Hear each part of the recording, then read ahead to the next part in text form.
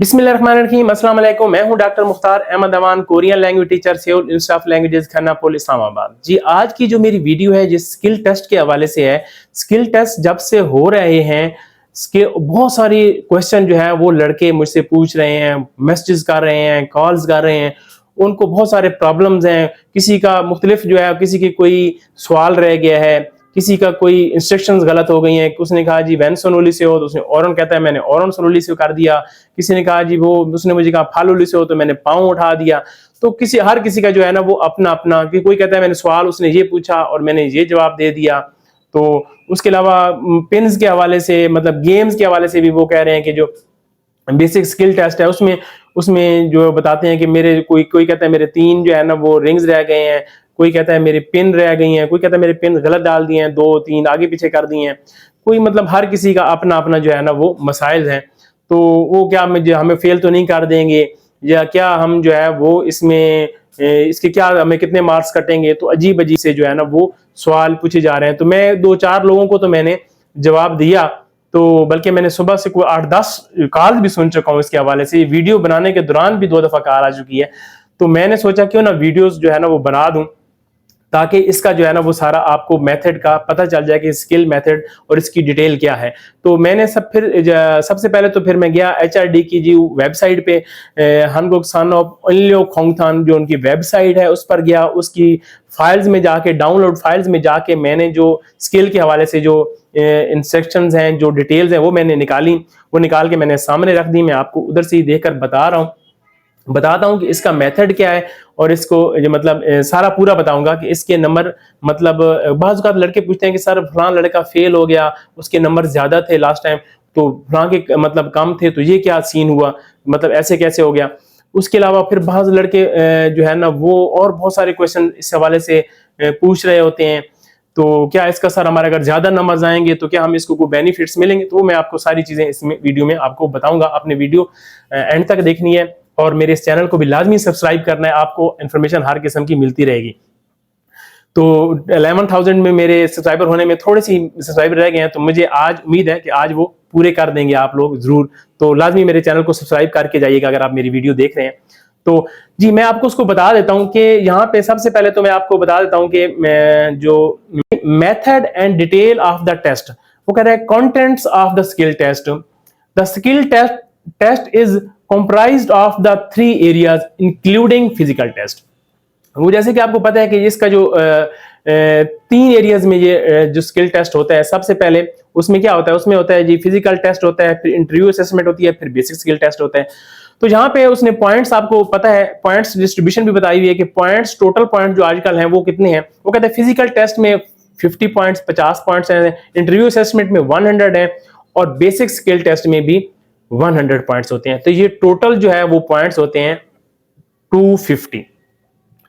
अब इसमें जो पासिंग मार्क्स वाला वो कितना होता है, तो पासिंग मार्क्स वाला जैसे मैंने आपको बताया कि जिसके टोटल नंबर होते हैं 150 लिखा हुआ है,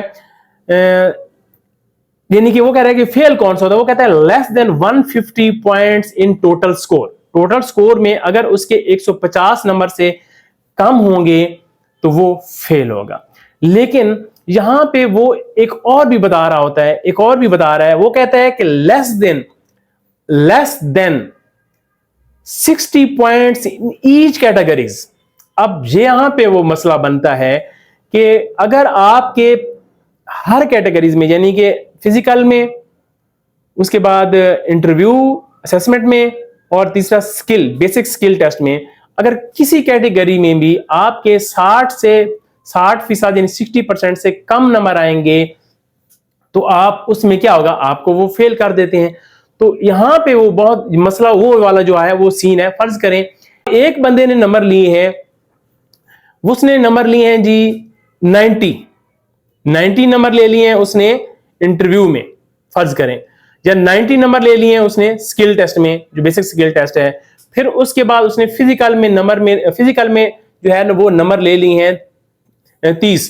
तो कितने हो गए, 90 और 30 कितने हो गए, 100, कितने हो गए, 120। लेकिन इंटरव्यू में उसने नंबर लिए हैं, वो नंबर लिए 55। तो कितने नंबर हो गए जी, 175। अब यहां पे वो कह रहे हैं कि अगर ऐसा ईच कैटेगरीज में भी 60% नंबर लेना जरूरी है। अगर एक कैटेगरीज में भी आपके नंबर कम हो जाए, बेशक आप 150 से ऊपर चले जाएंगे, तो फिर भी आप फेल हो गए, ये वो कह रहे हैं।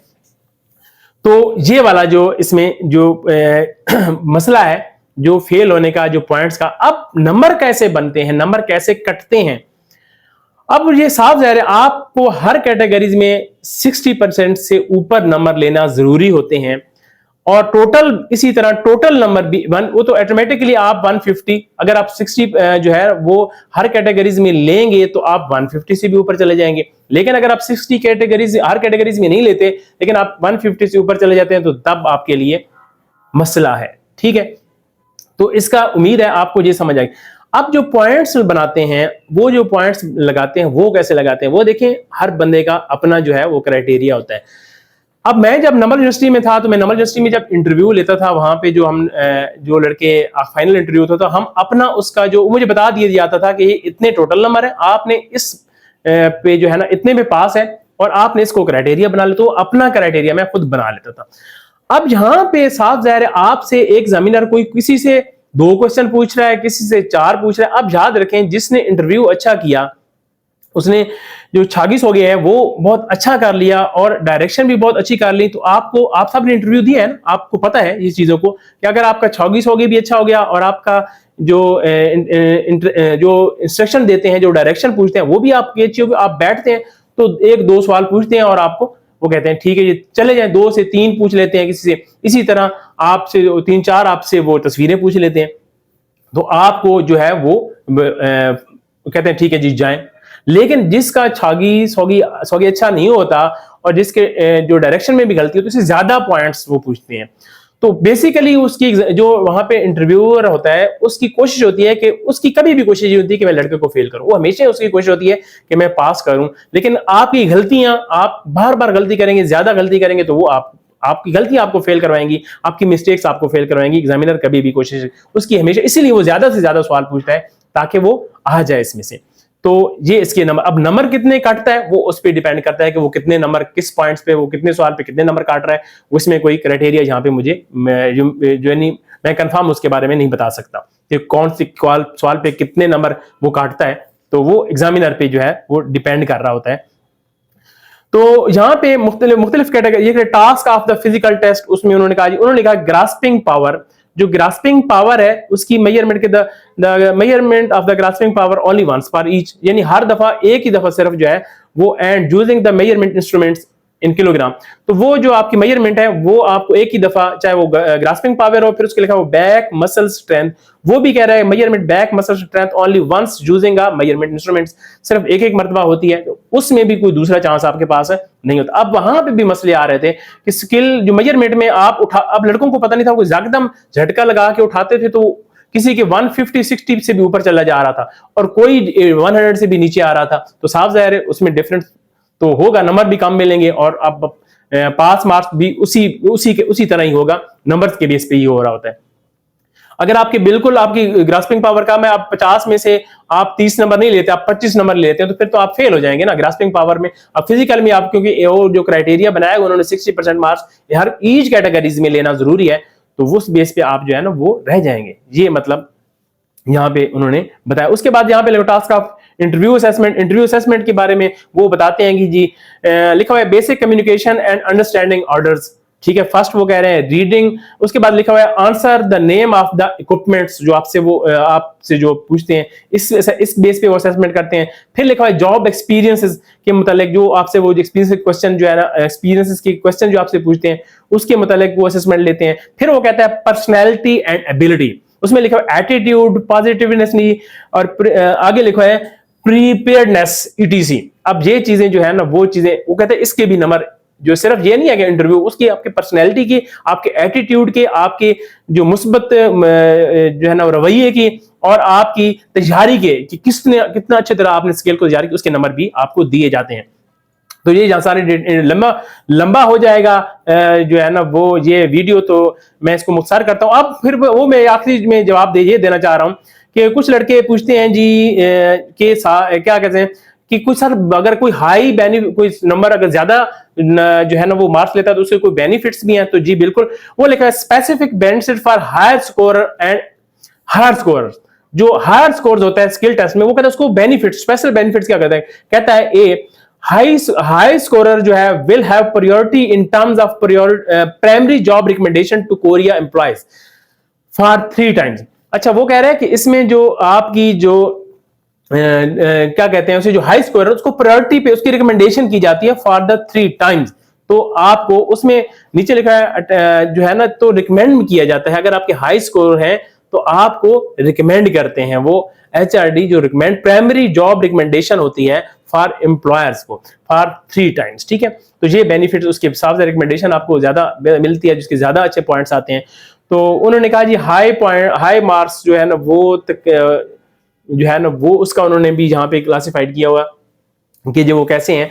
तो ये था जी मेरा जो ये स्किल टेस्ट के हवाले से। उम्मीद है आपको इसकी समझ आ गई होगी। तो परेशानी वाली बात कोई नहीं है, अगर किसी का एक आधा सवाल गलत हो गया तो कोई परेशानी, एक आधी पिन रह गई तो कोई परेशानी नहीं, इस तरह किसी एक गेम में कुछ थोड़ा सा मसला आ गया है तो कोई ऐसी परेशानी वाली बात नहीं है। लेकिन आपने इंटरव्यू भी गलत कर दिया, आपने गेम भी गलत कर दी, तो फिर हर चीज में आपने एक एक गलती की तो एक एक करके बहुत सारी गलतियां बन जाएंगी, तो वहां उनके लिए परेशानी वाला मसला है। इसी तरह ग्रास्पिंग पावर का अगर आपने अच्छी कर दी, आपने किसी ने वहां करें 70-80 वाले भी, 70-80 पे तो आप पूरे मार्क्स नहीं मिलेंगे ना आपको, तो आपको नंबर नहीं मिलेंगे उतने आप कहें, तो वो उनके लिए परेशानी वाली बात है। जिसकी ग्रास्पिंग पावर भी 25-30 या 30-35 तो लड़कियों ने यार ले ली है, तो आप 30 और मेरी 30 आई है राइट हैंड से, 25 या लेफ्ट से, या मेरी 35 आई है 30, तो भाई इतनी तो लड़कियां भी ले रही थी, तो आप कम अज कम, और उधर से आपने ऊपर जो back strength muscle strength power है वो भी आपके काम है, तो फिर जो है ना वो मसाइल बनते हैं। बहरहाल मैंने आपकी सारी चीजें जो आपके सामने रख दी हैं, तो उम्मीद है आपको चीजें जो है ना वो समझ आ गई होंगी। तो अब इंतजार करें, मजीद परेशान मत हो किसी को, और ना हमें परेशान करें। जो गलतियां आप करके आ चुके हैं वो आपने गलतियां कर ली हैं, आप 6 तारीख का इंतजार करें। होपफुल अल्लाह ताला आप सबको कामयाब करे और जल्द से जल्द आपको कोरिया लेके जाए, जो आपका ख्वाब है वो पूरा करें। इसलिए जो है ना वो अभी परेशानी का या टेंशन लेने का कोई फायदा नहीं है। आप जो गलती हो गई है ना, आप 6 तारीख का इंतजार करें। ओके जी, मुझे दुआओं में याद रखिएगा, और मेरी क्लासेस जो है वो ऑनलाइन क्लासेस और ऑन साइट क्लासेस 1 दिसंबर से स्टार्ट हो रही हैं। तो जो लोग 2025 के लिए तैयारी करना चाहते हैं वो लाजमी मुझे ज्वाइन करें, और ये आखिरी बैच होगा 2025 की रजिस्ट्रेशन जब अनाउंसमेंट से पहले का, तो लाजमी आप जो है ना वो मुझे ज्वाइन करें। मेरी इंशाअल्लाह बहुत इसकी क्लास जो है ना हमारी अच्छी बन रहेगी, तो हम 1 दिसंबर से इसके क्लास जो है ना वो स्टार्ट कर लें। दुआओं में याद रखिएगा जी। अल्लाह।